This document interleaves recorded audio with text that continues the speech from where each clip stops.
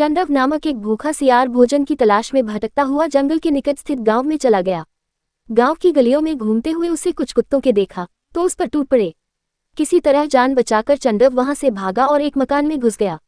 वह मकान एक धोबी का था। मकान के एक कोने में बड़ा सा ड्रम रखा हुआ था। चंदव उसमें छुपकर बैठ गया। वह रात भर वहीं छुपा रहा। सुबह होने तक कुत्ते वहां से जा चुके थे। चंदव ड्रम से निकलकर जंगल की ओर गया। उसे बड़े जोरों की प्यास लगी थी। वह पानी पीने नदी किनारे गया तो पानी में अपनी परछाई देख चौंक गया। उसका रंग नीला हो चुका था। रात में वह जिस ड्रम में छुपकर बैठा था उसमें धोबी ने नील घोला हुआ था। उस नील का रंग चंदव के शरीर पर चढ़ गया था। पानी पीकर जब वह जंगल में पहुंचा तो दूसरे जानवर उसे देख डर गए। नीले रंग का विचित्र जानवर उन्होंने कभी नहीं देखा था।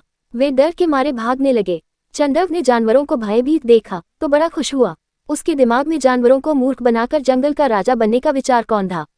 उसने भागते हुए जानवरों को रोका और उन्हें अपने पास बुलाकर बोला, मित्रों, मुझसे मत डरो। मैं ब्रह्मा जी का दूत हूँ। उन्होंने मुझे तुम लोगों की रक्षा के लिए भेजा है। इस जंगल का कोई राजा नहीं है। अब से मैं तुम्हारा राजा हूँ। तुम लोगों की सुरक्षा की जिम्मेदारी अब मेरी है। तुम मेरे राज में आनंद से रहो। अब चंदव के मजे हो गए। दिन भर वह छोटे जानवरों से अपनी सेवा करवाता। हाथी की सवारी कर जंगल में घूमता। शेर, चीते और भेड़िए उसके लिए शिकार कर लाते।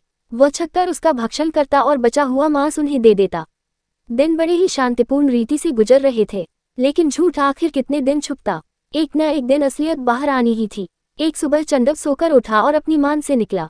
अचानक उसे कहीं दूर से सियारों की हुआ की आवाज सुनाई पड़ी। चंदव आखिर था तो सियार ही।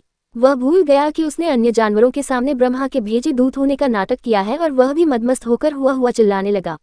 जब दूसरे जानवरों ने उसकी आवाज सुनी तो समझ गए कि वास्तव में वह एक सियार है और उन्हें मूर्ख बनाकर उनका राजा बना बैठा है। सब उसे मारने के लिए उसके पीछे दौड़े। चंदव ने भागने का प्रयास किया किंतु शेर चीते के पंजों से बच ना सका और मारा गया। सीख, जो अपनों को ठुकराकर परायों को अपनाता है उसका नाश हो जाता है। झूठ की उम्र लंबी नहीं होती। जब वह खुलता है तो उसका दुष्परिणाम भुगतना पड़ता है।